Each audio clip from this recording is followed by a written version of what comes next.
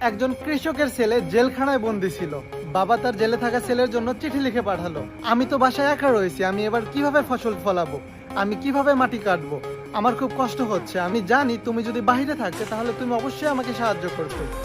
তখন ছেলে এটার উত্তরে একটি চিঠি লিখলো। ছেলে বলল, বাবা ভুলে ওই মাটি কেটো না, ওই মাটির নিচে আমি আমার চোরাইকৃত স্বর্ণগুলো লুকিয়ে রেখেছি, যদি তুমি মাটি কাটো তাহলে স্বর্ণগুলো বেরিয়ে আসবে। এই চিঠিটি সে পুলিশকে দিয়ে বললো আমার বাবাকে দিয়ে দেবেন। পুলিশ তার বাবাকে দেওয়ার আগে তারা নিচে এটি পড়ে দেখলো। যখন পুলিশ এটি শুনলো তারা খুবই চিন্তিত হয়ে পড়লো এবং ওই ক্ষেতের ভিতরে গিয়ে সকল মাটি তারা কুপিয়ে ফেললো, কারণ তারা ওই স্বর্ণগুলো খুঁজতেছিল। কিছুক্ষণ পরে ছেলে আরো একটি চিঠিতে লিখলো, বাবা আমি জেলে থাকা অবস্থায় তোমার সাহায্যের জন্য অনেক চেষ্টা করেছি, হয়তো আমি তোমাকে সাহায্য করতে পেরেছি। উত্তরে তার বাবা চিঠিতে লিখলো, হ্যাঁ বাবা, আমি ঘুম থেকে উঠে দেখি আমার ক্ষেতের মাটি কিভাবে যেন কাটা হয়ে গেছে, আমার আর কষ্ট করতে হবে না। আপনি চাইলে একজন মানুষকে বন্দি করে রাখতে পারেন, কিন্তু তার চিন্তা শক্তি, তার ব্রেন, এগুলো কিভাবে বন্দি করবেন? এগুলো বন্দি করা অসম্ভব।